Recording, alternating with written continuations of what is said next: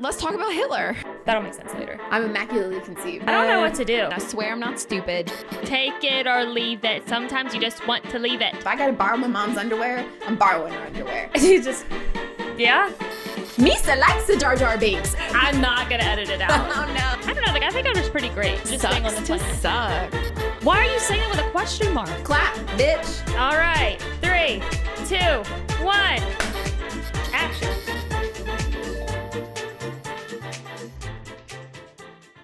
And we're live. I'm Anna. And I'm Jessica. And this is why you're yelling, hello, everyone.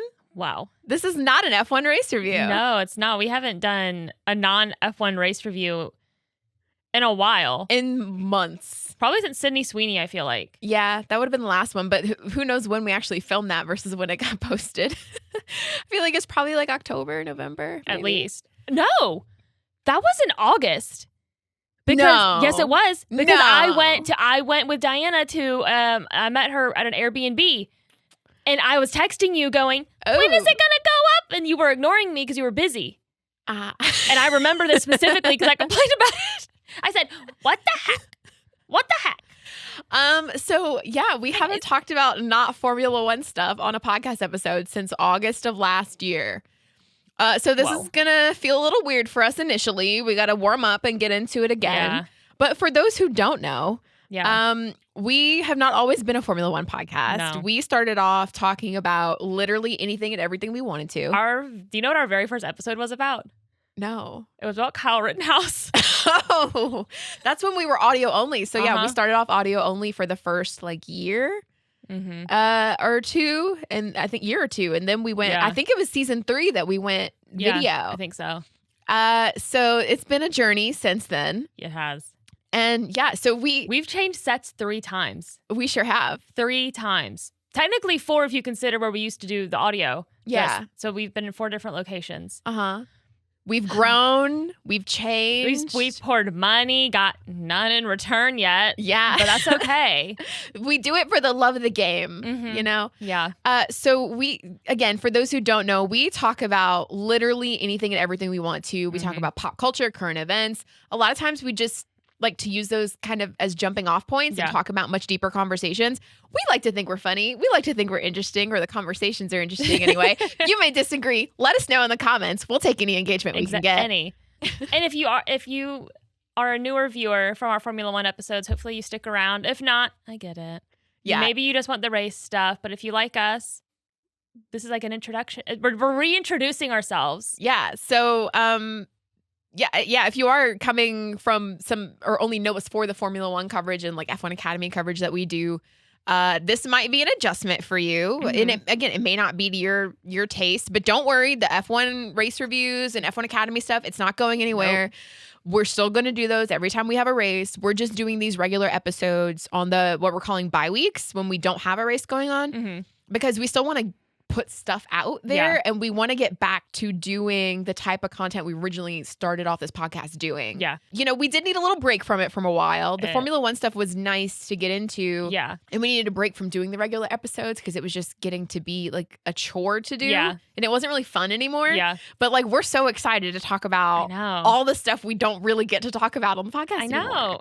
So that being said, Yeah. let's get into our topic for today. Okay. The idea was let's ask each other 5 questions that the other person doesn't know about. So Yeah. I have 5 questions for Anna that she doesn't know.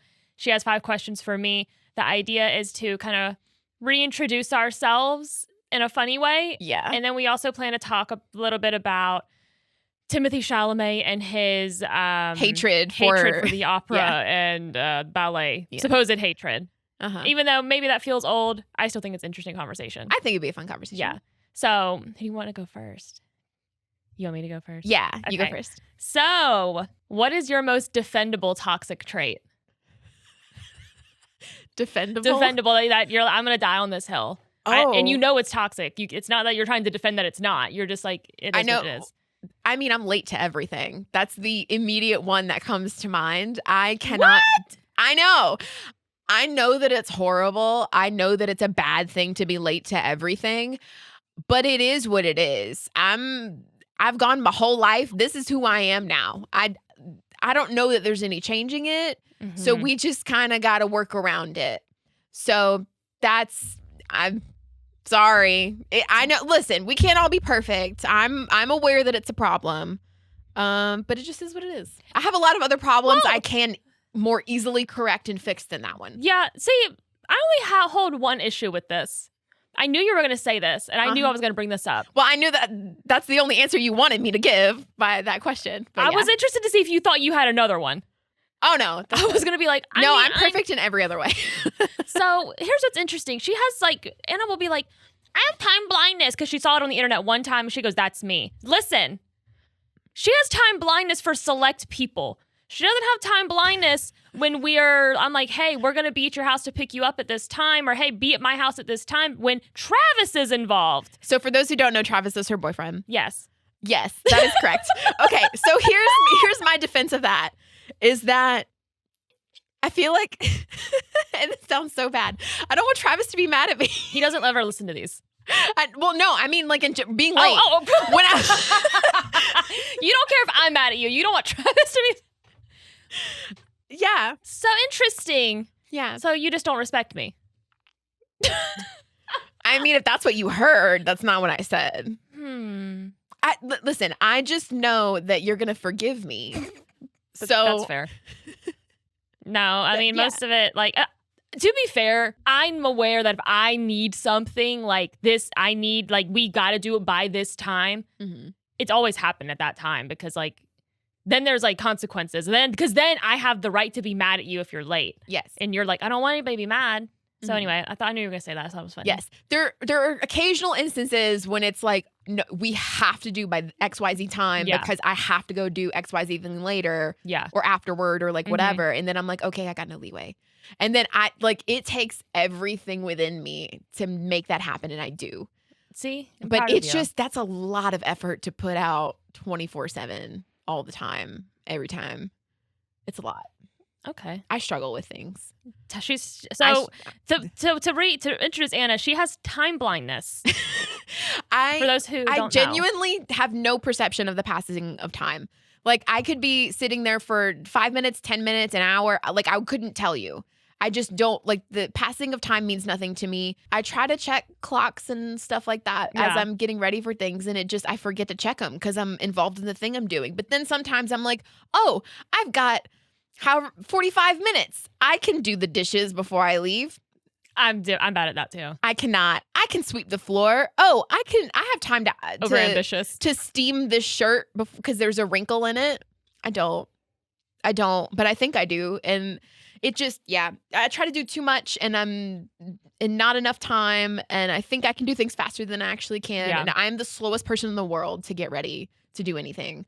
So that it's compounded with the time blindness. So, okay, that's me. Anna and time. Okay, now it's your turn. Okay. If you were a reality TV character, what would producers make your personality trait? Like, what would I always be? Yeah, like if you're on Survivor or Big Brother or on one of these competitions, like a reality show, the real world, what would producers decide, like, this is her personality trait, everything we edit is going to be like, this is her. She's the blank girl. In that context, probably be like very blunt.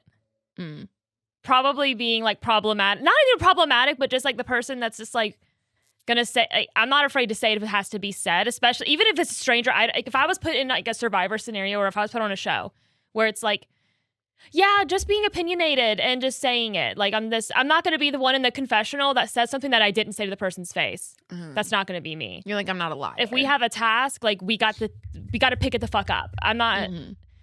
Yeah, probably just being a bitch. I literally, when you were like, I'm the blunt one, I'm like, they're going to edit her to be a bitch. Yeah, I would be the bitch. The bitch you want to get stuff done, though. But I wouldn't just be a bitch to be a bitch. It would be a bitch to, because we got to get shit done, and if there's no bullshit involved. Now, if it was like a family, it's the same thing probably. I'm just kind of a bitch. They would edit you to be that way. It would be very easily to do that. You're not a bitchy person. You're actually really kind and considerate to other people, especially in social situations where like things might be awkward or there could be room for like conflict or anything like that. You're very considerate of other people. You know how to read a room. Yeah. And like how to I try to avoid conflict if I can. Yeah, so you're very situationally aware. I am not. Spoiler. So yeah, I think they would edit you to look like a bitch, but you're really not. Yeah. You're just you can be blunt and straightforward, and you're like, I don't do the bullshit thing. Yes, I think that I would be edited to look like a bitch. Yes. Even though I do think, like you said, I think I'm pretty nice. Mm-hmm.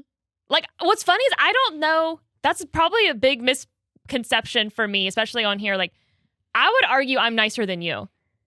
In the sense of, like, probably. Socially, in the sense of, like, maybe giving people, like, I think that I care about other people's feelings maybe too much, in the sense of, like, I want to make other people comfortable. Like, that's I don't care if other people are uncomfortable. Yeah. Yeah. I'm not, again, not situationally aware. Like, I'm very blind to some of that stuff, to use a problematic term. Problematic. I'm just not really aware of that stuff sometimes, which is, I mean, I am empathetic toward other people. Yeah. I just don't feel like it's my job to make you feel okay about something. Yeah. In a social scenario like that. Like, that's not just like, I feel like I'm pretty easy to talk to once I get talking to people. Yeah. I'm just I have been told I am intimidating before, and I feel like that can come across as a little standoffish, especially when I meet new people. Mm-hmm. But that's because I'm shy. Oh, is that why you were mean to me? Because you were so shy? Yeah. Actually, no. I pretty much I knew, I was like, she's going to be a hard nut to crack. Oh, yeah. So then I just antagonized her. So people may not know how we met or how we became friends if they're new here. Oh, yeah. So we have known each other since 20... Oh, my God. 15? Somewhere around there. Because I knew you before my dad's car accident in 2016, so it had to be 2015. I think it was around 2015. Yeah. So it's probably like my sophomore or junior year of college that we met. So we were both worked at a Cracker Barrel. Mm-hmm. So I was a hostess and she worked in retail. And so it randomly worked out that me and two of my best friends from high school, all three of us worked at the same Cracker Barrel. Like, somehow it worked out that way. Mm-hmm. And so then you, at some point, started working there in retail too. And so, like, you became friends with one of my friends who was a cashier. Mm-hmm. And then you slowly got introduced into the friend group. Yeah. And then at one point we just were like, so every Wednesday we do what we call a family night, where our main three friends would get together, and we made it a point to watch a movie, have dinner, play a board game, do something like together as friends, because we hadn't been spending enough time together. And so you got the invite to family night. I did. Yeah. And then you never stopped coming. And we've been friends ever since. Yep. And then anytime they talk about their lives before me, I'm like, what are you talking about? Yeah. Don't talk about high school ever. But yeah, so when we first were introduced to each other at work. Oh, yeah. You were like, okay, again, I don't. I know. I don't warm up to people super easily. I'm very shy and I'm very reserved. I'm actually really quiet, and like, I'm an observer when I first meet new people, because I'm like, I need you to show me your cards before I give you much in return. Yeah. Because like, I got a lot of personality within me, and it doesn't always rub people the right way. It's a little off-putting sometimes. I know me. I know. I'm just great. And how could you not love me? I don't know. That's crazy. So like, I'm a little more reserved when I initially meet people. Mm-hmm. And you were just like bound and determined. I was. You were like, every single time we worked together, you were like, hey, Anna. She hated it. Oh my God. But it was because it was strategic on my part to do that. And then here's the tea. Like Anna said, she's like she doesn't give you a lot. Mm-mm. So trying to do some small talk with her, it didn't always work out. No. So the only way I could get to her true self was just to annoy her. And so she hated when I called her Anna.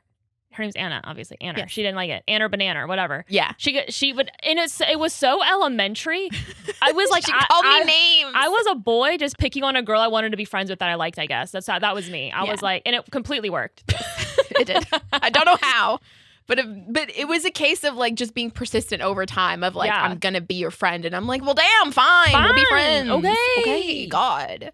Twist my arm. Now we're best friends. We are besties.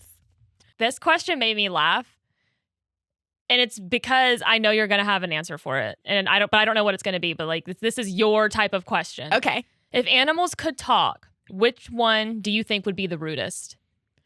Ooh, a rude animal. Who, like, out of all of them, who do you think would just be a bitch? Like, just rude. Okay, I have a couple answers. Okay. Squirrels are nasty. I knew you were going to say that. I have beef with squirrels. For those who don't know, I got bit by a squirrel when I was 5.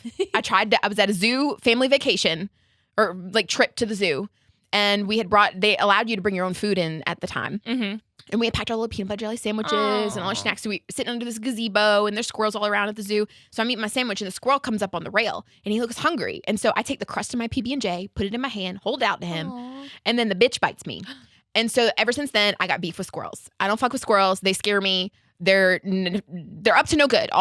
Any time they might attack you. They could just like, meh, you know. They are just rats with like fluffy tails. Squirrel. I don't fuck with squirrels. They're evil. And I feel like they are little bitches. So Okay. I feel like squirrels are like mean, but like bitchy, like They go rude. Who's just like rude? Rude would be like a I feel like cardinals. How dare you say that? The red birds or hummingbirds. I feel like are gossipers. Hummingbirds are gossipy, so they're a little rude and bitchy. Cardinals just give like I'm better than you vibes. I am so offended that you said cardinals. I'm so sorry. Oh my God, that is just literally out of all the animals, I cannot believe you said a cardinal. How dare you? They're sweet angel babies. Okay. What other animals are rude? Rude is different than just being mean. Yeah, rude. Who's rude? Who would just like blow you off? Like, I don't know. I'm sticking with cardinals and hummingbirds and squirrels. Those are the rudest. Okay. Who do you think the rudest animal would be? Let us know. Okay. What's a minor inconvenience that ruins your whole mood? Drive-thrus. 100,000%. No one has ever seen me have a bigger crash out than when I'm in a drive-thru. Multiple times I've gotten. Yeah, when you used to have Snapchat. Yeah, or voicemail. I've gotten voice notes. Yeah. I mean, unhinged. I mean, like, honestly, I'm a pretty regulated person for the most part, I think. I actually feel like that is true about me. So, however, when I go to a drive-thru, when it takes forever, and by forever, I mean, I feel like I can wait 2-3 minutes and that's like, but if I haven't moved, I start to flip the fuck out. Cause I'm like, what could possibly be taking so fucking long? Like literally, like I have freaked out more about a drive-thru than I have about like having a flat tire or something. Like it just fucking sends me into this fit of rage because it's just it's the last fucking shit cherry on top, man. Yeah. Yeah, drive-thru, 100%. I think I've got like a 10-minute window for a drive-thru. That seems like eternity to me. Well, if you consider every car ahead of you, on average, probably takes 3 minutes from when they order, pay, and then if they wait a little bit to get their food, it's about 3 minutes. If there's 3 cars ahead of you, that's basically 10 minutes. Okay, maybe I should reiterate. I don't like when I just don't move forever. Oh, yeah. If that's I'm just what I'm sitting saying. there. So it's like, it's one thing. If I'm at the back of the line, I'm not going to be pissed off. I chose to be at the back of this long-ass line. But if I'm at the back of the line ain't fucking moved at all, I'm going to fucking start to have a crash out. Also, this goes with drive-thrus. When something's wrong with my order and I've already, like, that just, yeah, drive-thrus are just the whole experience. The whole experience. When people got a bad attitude when they're taking your order. When they don't hand me my card back or don't. Don't do this fucking game where you're like, did it go through? Hand it back. Don't even put it back out the window if it hasn't gone through yet. I don't want to play tug of war with you with my card. I hate it. Where they like hold it up like this, but they're like, I don't know if it's gone through. Oh, okay, here. Yeah. Oh, that pissed me off. Okay, yeah, the drive-thrus. If aliens studied you for one whole day, what would their like main concern be? Like, they're watching you, they watch your everything for an entire day, they see your habits, they see the things you do, they're walking away going, oh wow, like what's the one thing that you do that they're like, oh my God, I'm really worried for her? Then I'm just horizontal a lot. Does she move? I just lay down and then like don't move for hours, but like not in a sleeping context. It's just I'm like and this probably a lot of people do this. I'm sure, right? Yeah. Where you just wake up and then you just are reading or on your phone and then you just never get out of bed. For context, you work at home. Yeah. So that's helpful. Yeah. So I work from home, so I don't like have to get out of bed. but I'm just horizontal a lot. Okay. That might be concerning. Yeah, that might be. They poor Eileen's are like, does she? I would say probably 12 hours a day, including sleep. I'm horizontal, probably. So like 4 hours of not sleep. If I were to get 8 hours of sleep, which I usually don't. So, yeah. Okay. So they would walk away going, can she stand up? Is she? Okay. If you were a legume, which one would you be? A bean? Bean, peanut, pea, legume. Typically growing like pods. Waypod. No. Like pods? No. 2 peas in a pod? Nope. If you were a legume, and if you pick a bean, you have to be specific. What kind of bean? We've got navy beans, kidney beans, black beans, garbanzo beans, navy beans, white beans, black-eyed peas. What are the other options? Besides, what's a legume? Like a peanut. A peanut's a legume? Yep. It includes beans, lentils, peas, chickpeas, and peanuts. I feel like I'd be a black bean. A black bean? You're not like a snap pea? No. No. Think I'm just good old black beans. That's what I relate to. It was either that or peanuts. You know, a soybean, an edamame. You're not a kidney bean. Those are the red ones. Yeah. No, because I don't eat beans that much, and I only eat black beans, and I eat peanut butter. I don't fuck with peas. You don't fuck with peas? I mean, peas are so good. Well, as a kid, I was like, no thanks. And then as an adult, I just stuck to that. You're like, also, no thanks. I mean, if it's in fried rice, I guess I eat it. But there's not a ton in fried rice. So I'm like, I guess a black bean. Okay. That would be me just basing it off what I like to eat, not like what you would be. I'm like, honestly, don't know. But I would say a black bean. It could be like a butter bean or a lima bean. Me, I'm like, those don't sound good to me. I don't want to eat it. I'm like, it's what I want to eat. That's what it says about You're me. like, I'm a black bean, and that's my answer. I said I want a black bean. Okay. What is something you judge people for immediately, even though you shouldn't? Like, you shouldn't judge people of men that wear flip-flops. That's the only right answer, actually. Or open-toe shoes. I don't need to see your toes. Put those dogs away. I'm immediately ick. I'm like, no, don't like it. Yeah, no. What's your biggest irrational fear? Irrational. Here's the problem. Something that's like, you're like, I can rationalize all of my fears. Yeah, that's the problem. Every fear I have, I'm like, no, that could happen. Okay, so what's your biggest fear that's not likely to happen, but still could, that you think about obsessively? I don't like my feet to be touched. So that freaks me the fuck out. Yeah. Don't love that. The idea of getting a pedicure sends me into orbit. Like, absolutely never in my life will I ever do that. Like, I got one yesterday. Like, do not touch my feet. I genuinely makes me want to vomit. I got one yesterday. I went with my mom, and I basically just had to talk to her the whole time, because if I didn't, like, the person scrubbing at my feet, and like they abuse your feet, and I'm just like, what are we doing? See, this so it's valid. Yeah. I mean, it was like, at one point she started punching me. Literally. At one point she slit my throat. They had to resuscitate me. But then she tried to kill me. But then I left, and I have princess toes now. I'm like, I feel like a girl. That's like one thing that I'm unreasonable about. Like, if Travis even grabs my big toe, I'm like, you're fixing to get knocked out. I'm like, I will kick you. I like, hate it. Your reflex is probably just like kick. I'm like, ah! Like I just like yells. I think it's very. That seems pretty irrational. Yeah. I don't like my feet to be touched. I don't like my neck being touched. Like the back of my neck, especially. Like, you know, some people like grab you by the back. Nope, absolutely not. Do not come anywhere. I'm like, shoulders up immediately. Nope. Yeah. I don't like bridges. Yeah. Those freak me out because I'm afraid that it's going to collapse, and then I'm going to get it. And then I want to put all the windows down. So then I guess that would be one, because I don't like that. If we're going over like a big bridge, like when we went to St. Petersburg to see Andrew Schultz or whatever, there's that really big bridge to get over there in Florida. And I want to put all the windows down. So that way, if the bridge collapses or we somehow get flung off the bridge, we can get out. Yeah. Drowning? But also not an irrational fear. The bridge collapsing, I guess. Yeah. Okay. Learning lots of things about what we're afraid of. What is something very small that brings you a lot of joy? Like that when it comes up. Like you could be having a bad day, but then this thing could happen. You go, oh, that made me happy. Cute things. Like what? Like cute things. Like things that are pink or sparkly or cute little animals or bunnies or like it's so like little 5-year-old girl of me, but that's like my inner child is just so happy. Like, okay, for instance, this coffee cup. Mm-hmm. My mom found these at TJ Maxx and I don't know if y'all can see. They're cute. It's got cute little bunnies and flowers Aww. and stuff on it. And my mother, because she knows me, saw these at TJ Maxx and she was like, I'm going to buy these for you. And then she just randomly gave them to me. It's like, here, I found you something. And when I tell you, I was delighted.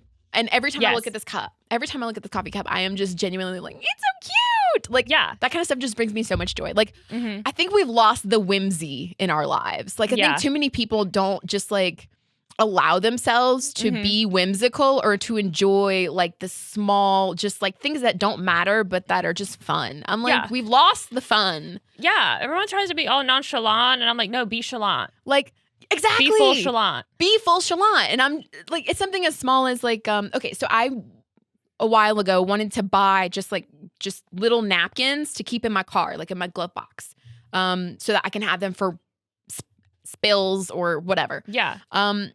And so I could buy like the 100 bazillion pack that they sell with like the picnic stuff, like the paper plates and cups and stuff. You can buy like the 100 pack. I don't need that many napkins in my car at one time. So I'm like, and they're boring. They're plain. So I'm like, I'm going to go to the party supply section where they have all the fun napkins and paper plates and cups. And I'm going to pick a little, even though it costs more, it's not that much more. It's like a couple dollars more. I'm going to get a little 20 or 30 count of like a designed napkin. And I got the ones that have Pokemon on them. Exactly. Because it brought me joy. Yes. And it like the whimsy. I'm like little stuff like that delights me. Anything like glittery, pink, cute, adorable, whimsical, it just brings me joy. Cute. Love. Cute. Cute. Cute. What's one thing you're bad at that you still do with full confidence? Nothing. I literally don't do anything if I'm not good at it. It's a bad trait of mine. So if I'm not good at something, the first time I try it, I'm like, I'll never do that again. It's bad. Like, I literally hate being bad at anything. And so I just don't do the things I'm bad at. And if I do it, I make everybody aware before they can tell me I'm bad at it that I know I'm bad at it. Oh, you're like a disclaimer. Yeah, I'm a disclaimer. This is going to be bad. So like, I don't do anything bad and think I'm good at it. Like, there's not a single thing at all. Zero. I am the complete opposite.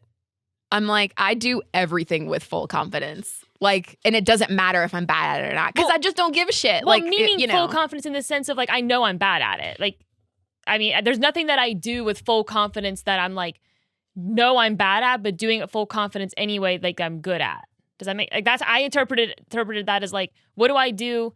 Like people who do karaoke, I interpreted that as like, people say I can't sing, but you know what? I think I'm going to go up there and sing karaoke full confidence because I think I can sing, even though like I can't sing. Well, no, that's it doesn't. How I viewed it. I guess I viewed the question more as like, what are you bad at, but that you still fully commit to and will do regardless of if you're bad at it or not? Oh, I guess the answer's still nothing. Because like I would do, so the karaoke example, like, yeah, I would say that like the fact that it's not about whether you think you're good at it or not. It's the fact that regardless of if you're good at it or not, you still do it anyway. And it doesn't really matter if you're good at it or not. You still fully commit to it and do it. I play chess sometimes, but I'm kind of good at chess. I'm goodish at chess. Good enough at chess. Literally, don't be like me, kids. If I'm not doing it if I'm not good at it. Speaking about people who do things that they're good at and are bad at, this is not a good segue. Basically, we're going to talk about Timothée Chalamet and his comments about the opera and ballet being that nobody cares about them. So before this started, I went and found the clip that was said at, right?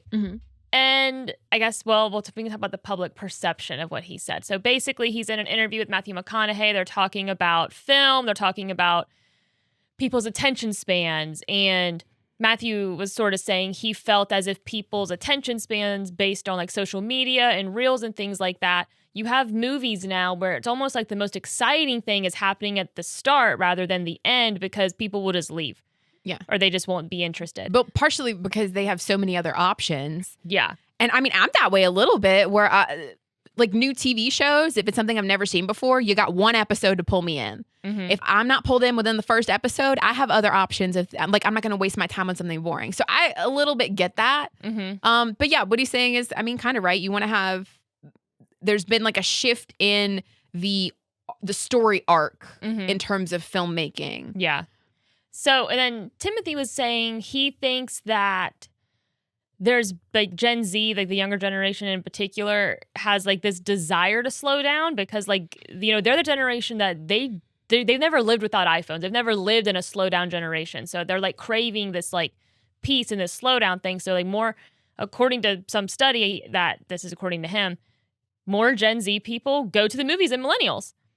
But he was basically saying too, with theater and like movie theaters in general, he was talking about how he at one point was really advocating, we got to keep going to theaters. We got to keep going to theaters. And he went, but then like, if people want to go to a theater, like they're going to, like look at Oppenheimer, look at Barbie. And then he said, I just don't want to be a part of something that, you know, becomes like opera and ballet where I'm like, no, come to this thing because like nobody cares about it anymore. And then he immediately acknowledged, he was like, no offense to that community. Like, oh, I probably just lost a bunch of viewers. I'm taking digs for no reason. But essentially how I interpreted what he said was he doesn't want the movie theater to become this place that we're basically having to beg people to keep going to keep alive. We don't want it to he doesn't want it to become this thing that is so not as mainstream popular anymore that we're having to like preserve it now. We're having to figure out how to preserve movie theaters rather than it just being a part of like our everyday sort of entertainment watching type of a thing. And so that's how I interpreted it, even though he definitely said nobody cares about the opera and the ballet. But I just feel like that's not, I felt like what he meant was it's on the back burner in the sense of like mainstream type of a thing. So I think I interpreted specifically that part of his comment about no one cares about opera or ballet. Mm-hmm. I don't think he meant that they're not important. Yeah. And that's the distinction I think people are losing. Yeah. Just because he's saying that no one cares about it, no one being like the public at large. Yeah. The vast majority of people have never been to a ballet and have never been to an opera house. Yeah. I've never been to an opera house. I have seen ballet, but it's like local community ballet. It's like the Nutcracker every Christmas that they put on locally. Yeah. But like my whole family goes, right? We go every couple of years. So, I mean, I've been to it. I enjoy it when I go. There are some boring parts where I'm like, we could fast forward through this bit. But, you know, it's a case of like, just because not a ton of people are interested in going to it or seeing it or experiencing it, it doesn't mean I don't think he meant that it's not important. Yeah. Because I mean, I think it's part of preserving culture, even historically. I mean, I think that is important, but times change and evolve, and the things that we consider entertainment change and evolve over time. I mean, you can even look at, so like some of the oldest, you know, in the founding of our country, one of the things that was considered like a family pastime of entertainment was public executions. And Bring I'm not it even back. Bring it back. We have a whole episode about that. But no one's advocating that should have been preserved. But I mean, and I'm not even kidding when I say that it was a family affair. People used to do like picnics and it was the whole thing for like public executions and hangings and stuff. Yeah, they would make bets about how long it would take for them to die. Yeah, and that was considered entertainment. And so like what we as a society normalize and consider entertainment changes over time. I think that's okay. I think we're allowed to change.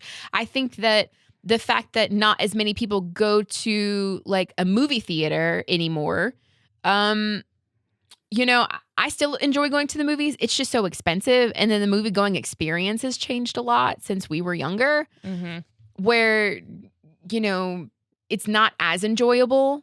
So I feel like you get a lot more people on their phones or a lot more people. I hate that shit. A lot more people not paying attention to what's going on at the movie. You know, like when I go to a movie, I want to be fully immersed in it. Like that's why I go. There are certain projects and certain films that like I can watch in my house on streaming and it's just like kind of background and I can be on my phone scrolling doing whatever. But there are certain things that I want to go see in the theater specifically because I can put my phone down. I got the big ass screen. I got the loud surround sound. Yeah. And I can be fully immersed in this film and fully pay attention to it. Mm-hmm. But there's a handful of movies that I'll do that for a year. If it's a handful. It might be 2 movies in a year that I go see in a theater. Yeah. Again, part of that's just because it's so freaking expensive. Yeah. But yeah, the movie going experience has changed. It's not the same that it used to be. It used to be a lot more like of a community driven sort of experience where we're all in the same room experiencing the same thing at the same time, like a live event almost. But like, like a concert, but it's a film, obviously. Yeah. And that sense of community and like togetherness and oneness of viewing the same thing at the same time has sort of dissipated in a movie theater experience now. I don't get that same vibe. I don't know the last time I saw people lining up to get tickets to a movie, or like, that opening weekend, Thursday night or Friday night.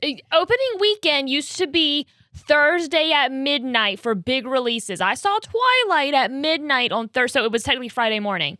Now, everyone, you can just go to the theater at 7 o'clock, 10 o'clock on a Thursday. And I'm like, that's bullshit. And you can walk up and buy tickets and there's still seats available for the showings. And now there are assigned seats, which I do kind of like. Oh, I like an assigned seat. But it did create a certain energy when you're like, this is an experience. I can't wait to see this movie.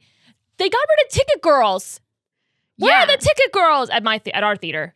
Yeah, I don't like that. So that's something that they did change about the movie-going experience is that we don't have, so our theater doesn't have ticket tellers anymore. They got rid of the whole section. Our theater used to have a whole section where it had multiple boxes. You talked to them through a little speaker, and then they handed you your ticket through the little glass. Like very like how it was since I was a physical ticket, since I was a fucking kid. They got completely rid of that and moved to just screens where you order your own ticket. I hate that shit. I hate it too. I'm like, what am I paying all this money for if I can't have somebody do a service for me? Yeah, like now not only it's so is it impersonal. Not only is it so much more expensive, now you've changed the entire experience to I have to do work. Yeah, like I have to just let me pull out my phone and do it's just stupid. Like you don't even get a ticket anymore. Literally, so it changed to these kiosks where you could order your ticket and it printed out like a paper ticket that was basically literally just a sheet of paper. It wasn't even a ticket. And you would give that to the ticket person. But now our theater doesn't even do that anymore. You have to put in your email address and they email you the ticket. And then you have to show them your little QR code and they scan it and they tell you where to go. And so I'm just like, it ruined the entire, like, it's supposed to be an experience. Like, yeah, people, it's like. There was a magic, and maybe this is just nostalgia at play. I don't know. But there was like a magicness to you go up to the ticket window, you get your ticket, you go inside, you get your snacks and your popcorn and your drink, and then you hand them their ticket and they tell you what theater you're in and they rip a ticket and you keep your little stub. We don't even get ticket stubs anymore. No. It's ridiculous. No, yeah. I mean, I think that's part of an experience. And it frustrates me that you can't even go to the theater, buy a ticket to see a movie without giving them your information. Like you have to put in your email so they can email you the ticket. And at that point, they've got your email, they've got your name. Like some places make you create an account before you can do all that. And I'm like, but why? Like, here's the cash, give me my ticket. Literally. Like you can't even do cash anymore. You have to buy it through the kiosk or you can purchase online beforehand. It has to be all digital. It's just ridiculous. Yeah. But with Timothée, I feel like what he was saying is like, he doesn't want the theater experience and theaters in general, because we've seen where some theaters are getting shut down because people aren't going. And I felt like he was trying to say he doesn't want theater to become a thing you have to advocate to preserve. Like, he doesn't want to see movies turn into that. And sometimes that's how it feels like it's going, because now you can just stream a movie a week after it comes out, sometimes the day of, like depending on who the distributor is. So it's like, not wanting to somehow keep film relevant, so you're not having to basically like beg people to, hey, we need to preserve an opera house. Oh, we need to preserve this ballet. We need to like rally together to protect this thing. So it's not that it's a dying art form, but the popularity, like you said, it's still important, like especially to like people who, I feel like ballet and opera are still really important to the people who participate in that genre, who are like singers, who are dancers, or like when you're like kind of engrossed in that world, but it's not the everyday person's going to see that anymore. I feel like a lot of that sort of stuff, like what you would call like the dying art forms, or the ones that are less popular, I feel like a lot of the patronage of those things are like passed along in like families. Yeah. Right? So it's like, my family has always gone to the opera or always gone to see ballet and always supported it. And so I will always support it. And it's like, it's a love that's instilled in you through your family. Yeah. I don't know of a ton of people who are patrons of opera and ballet who don't participate, aren't dancers or opera singers, people who are just patrons of and enjoy consuming it. I don't know of people who are like new to it that are discovering it and are like, I love this and want to do this. Yeah. I mean, and they may exist. I don't know. I just don't know of any people that do that. Yeah. Or interested in diving into that form of medium. And so getting back to what Timothée Chalamet said, so I guess I was a little confused about what he was meaning in terms of he didn't want to become the person who's advocating for a dying art form or trying to like preserve stuff. I guess that could mean one of two things. I could take it to mean either one, obviously he doesn't want the art form to become one that dies and needs people to advocate for it. And so he wants theaters to stay open and people to keep going to them, and he doesn't want that to happen. Or the other meaning is I was leaning more toward this way, is that he didn't want to be the person that is advocating for a dying art form, and he would rather evolve with the way that we're consuming media now. Which I took it more to mean that, which it could be wrong. I could have taken it the wrong way, but that's more of what I was thinking. Yeah. I mean, it could be. Because it's like why would you want to advocate for what we consider like a dying art form if it's not popular and people don't care about it, like just as a whole? Why are we advocating for it as opposed to evolving with the times and the way, and evolving to meet the public where they're at in consuming media? Yeah. And consuming entertainment in general. So one of two ways. I think so. Yeah. I could see either way. But either way, I feel like it felt like a comment that was sort of like quick. And I feel like once he said it, I felt you could see it on his face and how he sort of acted afterwards. Like he's like, I offended some people. Like I'm gonna offend people with that. I do feel like it got really like blown out of proportion in the sense of like, so I think this happens, and it's funny because this normally happens to girls that have a big rise in like Hollywood or be a singer or whatever. They love you, and they get you up there for you to say one thing, and then they're like, time to humble you. That's what this felt like as a whole. People felt like they needed to do, because Timothy's been a part of so many great movies. He's overexposure. That's what it is. Yeah, he's really on the rise. People love him. And then he said something that people can... It was an easy, quick thing to be like, aha, we got you. Yeah, and now you need to be humbled. And go away for a little bit. Yeah. Like that. I mean, same thing happened to Jennifer Lawrence. Yeah. Yeah, same thing, where it was a case of like overexposure. It's like the public as a whole felt like they saw you in too many things too often. And then it took one thing for them to be like, okay, you need to go away for a little bit now. As opposed to, there are certain other actors and actresses that they kind of are aware that could be a problem, and so they come and go every couple of years. Like they were dying to get on his ass because he's dating Kylie Jenner. Yeah, oh yeah. But he has been doing a lot of projects over the last like 5-6 years. Yeah. I feel like he's got a new movie out every like couple of months where I'm just like, okay, bro, calm down. I'm getting a little much here. You're going to get canceled because you're talented and everybody wants to cast you in their stuff. How dare you? Well, I feel like this could just be me misremembering, or, I don't judge time good. But I feel like he had like Dune, the Charlie and the Chocolate Factory movie, and that biopic he did about the singer. Was it Bob Dylan? Yes. I was never going to get there. I kept thinking Bruce Springsteen, but that wasn't right. No, Bruce Springsteen is the one with Jeremy Allen White. Sorry, Jeremy Allen White. So I feel like he did, to me, in my head, he did all those 3 movies in the same year, and I'm like, bro, calm down. But he has every right to not calm down. He's a working actor. Do whatever projects you want to do. Yeah. But again, he said he wants to be one of the greats. Like he was. I liked his speech he gave that one time. That was very chalant. I loved it because I'm sick of the nonchalant shit. I want to see passionate people do what the fuck they want to do, and they want to be the best at it. I'm tired of the low key. I get the message of like, oh, an Oscar doesn't matter. You're a part of so many great projects, but I also love but I want the pinnacle by my peers. This is the pinnacle from my peers, even though you're gonna have people that argue that doesn't matter, but like to some people it does, and that's fine. But yeah, I think like art certain art forms exist within a vacuum. Yeah. It only matters, like, if you are a painter, you and your painting, that's it. That's the art form, right? It's not collaborative. It's just you put it out there, and whether people judge it or not or participate in it or not, it's art, right?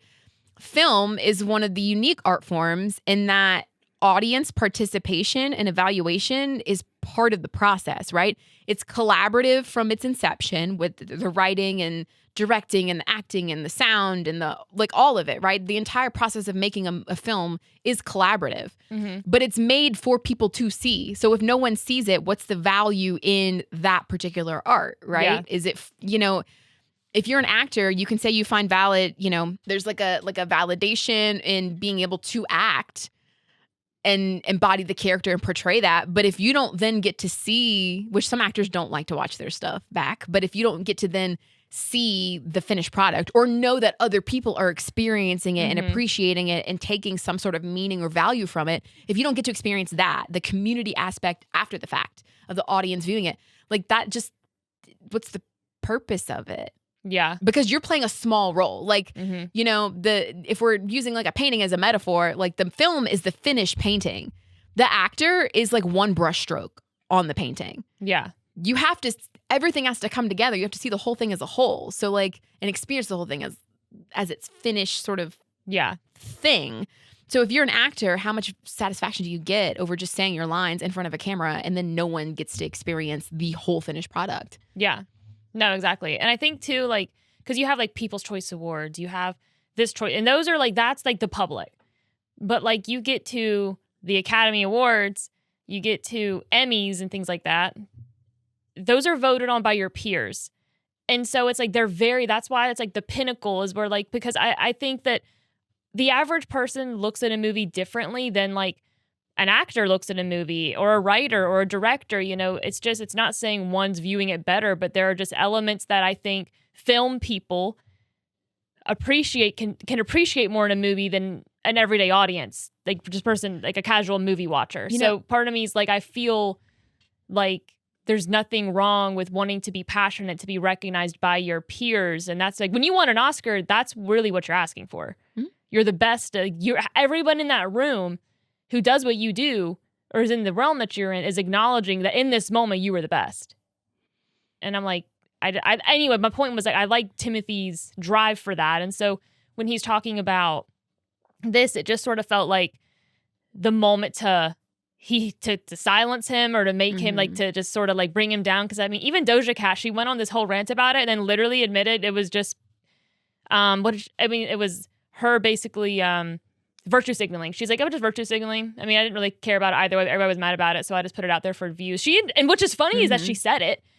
And it just makes me wonder how many people are doing that now, especially. Just jumping on the wagon. Yeah, because nowadays. It's manufactured outrage. Well, yeah, because so 20 years ago, if somebody said something like that, you're going to have Page Six, Yahoo, AOL maybe at the time. Like only certain outlets will pick it up.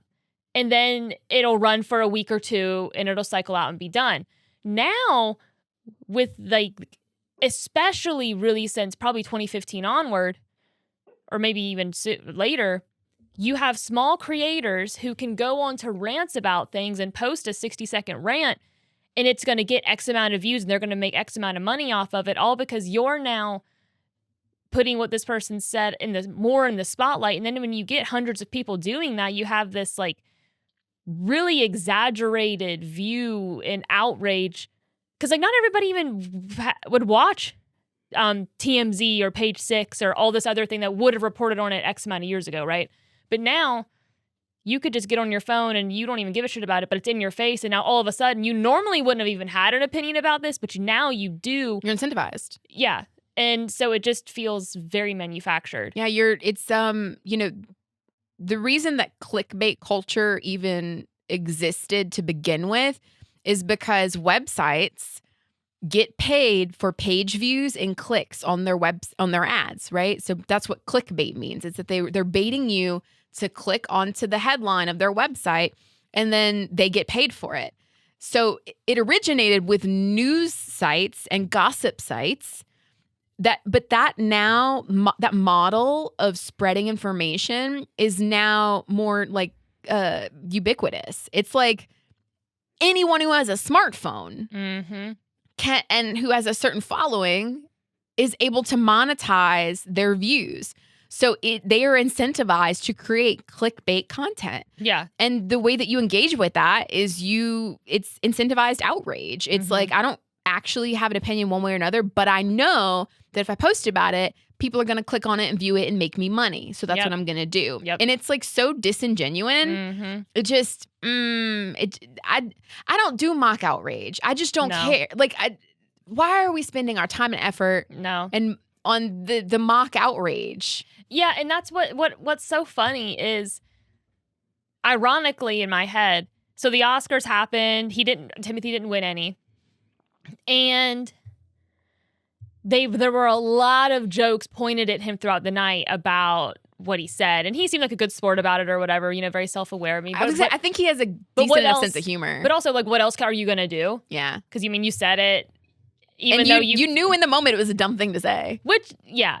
And so, but what's funny to me is when those things are done, like, multiple people are approving the jokes, they decide what they're going to talk about. It's a whole thing behind the scenes. So it's like the Oscars chose to sort of lean into it because now they need the public to know, hey, we know that this happened and we're going to poke jokes about it throughout the whole night. They knew who was going to win and who wasn't going to win as well. I'm not saying like the presenters did, but, the Oscars, whoever's going to tally it up, they knew. And so it's sort of interesting to me that Timothée, being somebody who has been such I want to win an Oscar, I believe in this institution still, like I want to be the best of the best, and is sort of a younger actor leaning away towards nonchalant. Younger, but he's 30.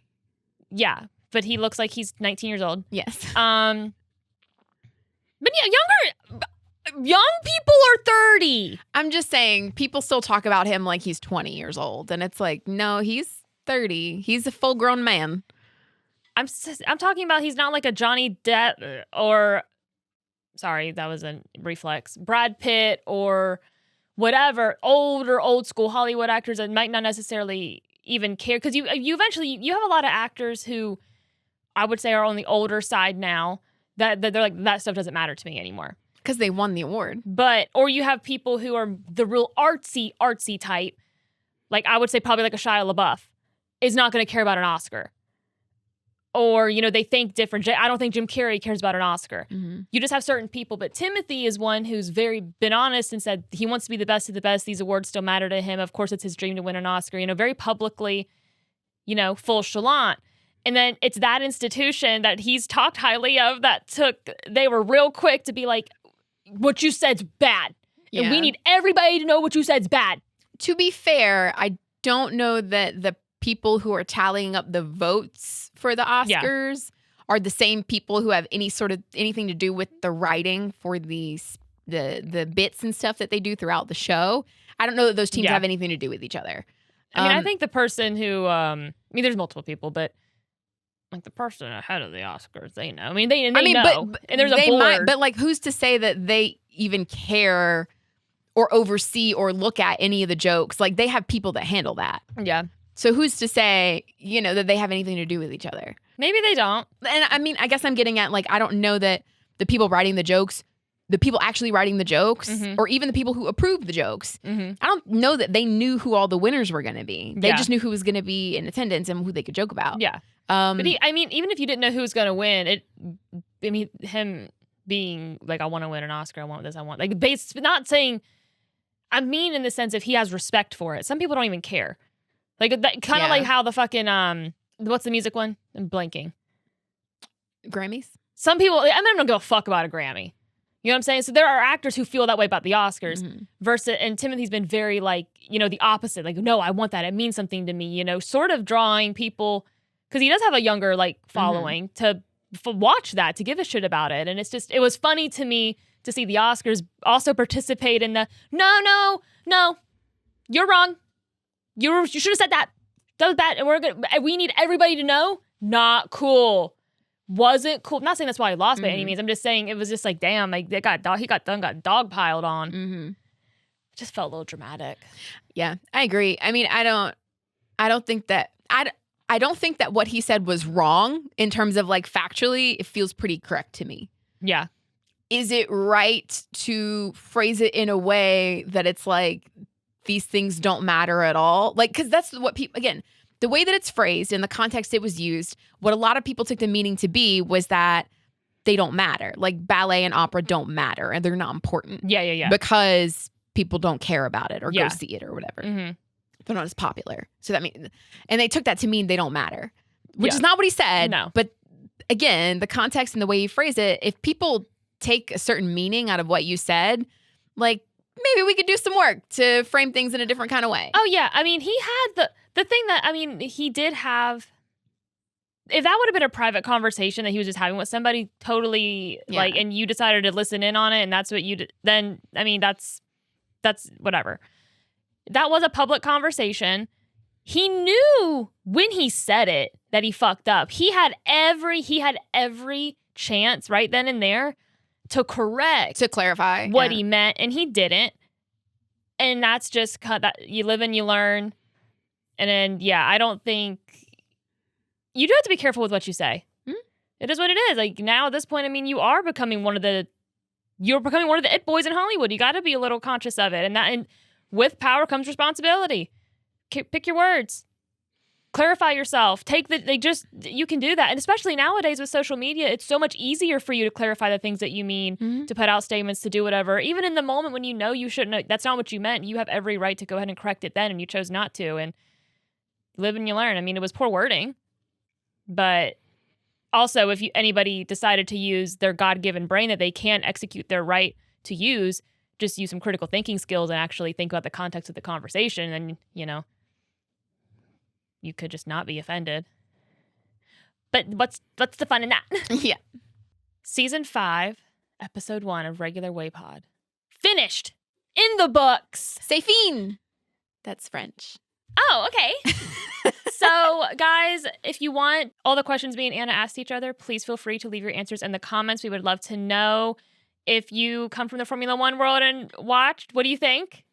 See us in a different light? Do you really like us? We'll be doing these on the off weeks, like she said at the top of the episode. We do have some other content that is race-related coming out in April, but our plan is to have an episode coming out every week. Yeah, race week or not. Yeah, so the 2 F1 races in April in, I think it was Bahrain and Saudi Arabia, got canceled. Mm-hmm. So the whole month of April, there will be no Formula One races. So we have extra episodes, like regular episodes that we weren't planning on, but we're going to have them. So, we'll be talking about current events, pop culture, movies, entertainment, anything that we really want to talk about. And, got any tips? You want us to talk about something? Yeah. Let us know. Any topics, like we're open. We'll talk about whatever. Yes, and we do have a segment called Why Were You Yelling that we had started up. It hadn't completely taken off yet, but basically we have an email address, wayypod.storytime@gmail.com, that you can send stories to where you're asking for advice, telling us the time that you were yelling or being yelled at, and we'll be the judges if anybody should have been yelling. Yeah. Or if you don't have a yelling story, but you just want advice, we love that too. Yeah. Feel free to send it to us. We'll read it on here, and we'll give you our opinions. We love to do that. Obviously, yeah. Very opinionated. Yeah. So I guess we'll end it there, and we will talk to you next time. Bye.